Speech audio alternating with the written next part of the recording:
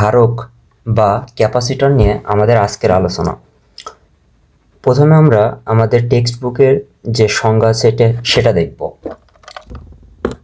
পরিবাহী দিয়ে তৈরি কোনো বস্তু ব্যবস্থায় চার্জ দেওয়া হলে তার বিভব কতটুকু বাড়বে সেটা এই ব্যবস্থার একটি বৈশিষ্ট্যের উপরে নির্ভর করে। এই বৈশিষ্ট্যকে আমরা ওই পরিবাহী ব্যবস্থার ধারকত্ব বলি। এই পরিবাহী ব্যবস্থাকে ধারক বলে। আবার ধারকের সংজ্ঞা এভাবেও দেওয়া যায় যে তড়িৎ ব্যবস্থার চার্জ সংরক্ষণ করতে পারে এবং পরবর্তী সময়ে তা ব্যবহার করে শক্তি উৎপাদন করতে সক্ষম হয়, তাকে ধারক বলে।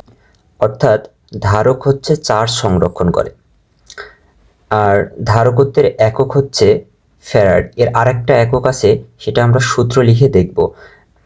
অধিকাংশ ধারকই সমান্তরাল পাত ধারক। সমান্তরাল পাত ধারকের বৈশিষ্ট্য হচ্ছে দুইটি পরিবাহক পাত কাছাকাছি থাকবে। এ একটা পাত এবং এইটা আরেকটা পাত কাছাকাছি অবস্থানে থাকবে এবং মধ্যবর্তী স্থানে অন্তরক পদার্থ থাকবে। এই হচ্ছে অন্তরক পদার্থ। এখন কথা হচ্ছে অন্তরক পদার্থটা কি? যেটার মধ্য দিয়ে কোনো বিদ্যুৎ চলাচল করতে পারবে না। কিন্তু অন্তরক পদার্থটা এখানে কেন দেওয়া হয় সেটা আমরা দেখব। আমাদের যে পাত দুইটা থাকে, এই পাতের সাথে এইভাবে দুইটা কানেকশন দেওয়া থাকে, আর এখানে একটা ব্যাটারি সংযুক্ত করা হয়। ব্যাটারি এই প্রান্ত পজিটিভ, এই প্রান্ত নেগেটিভ।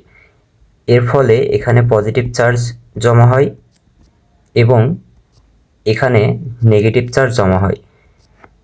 একটি পাত ধনাত্মক এবং অন্যটি ঋণাত্মক চার্জ সঞ্চয় করে সমপরিমাণ, অর্থাৎ এই ধনাত্মক চার্জ এবং ঋণাত্মক চার্জের পরিমাণটা সমান। এখন যদি অন্তরক পদার্থটা না দেওয়া হতো তাহলে তো এই প্লাস মাইনাসটা এখানে একটা আকর্ষণ হতো, সেটা যেন না হয় এই জন্য এই অন্তরক পদার্থটা এর মাঝে স্থাপন করা হয়েছে, যেন এরা এই পাত দুইটা চার্জগুলোকে সঞ্চয় করে রাখতে পারে।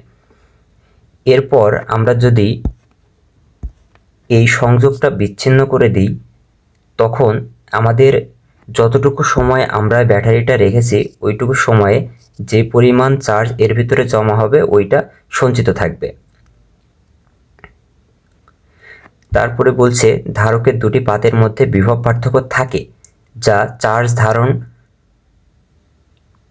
ক্ষমতার সাথে সম্পর্কিত। অর্থাৎ ভি বিভব জমা রাখতে কিউ চার্জ লাগে।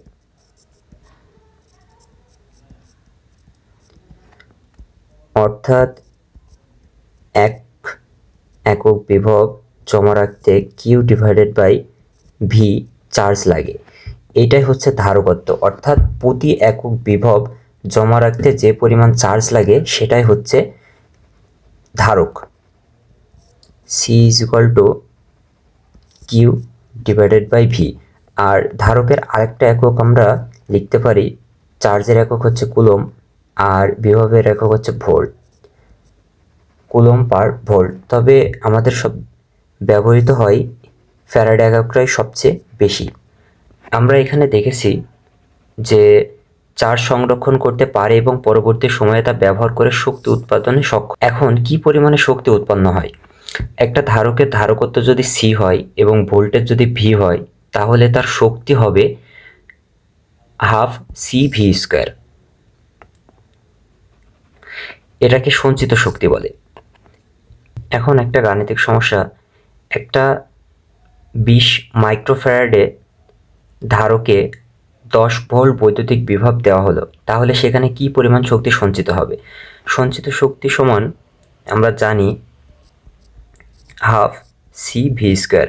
সি হচ্ছে এখানে ধারক 20 মাইক্রোফ্যারাডে, অর্থাৎ 10⁻6 ইন্টু বিভবের পরিমাণ 10 ভোল্ট স্কোয়ার।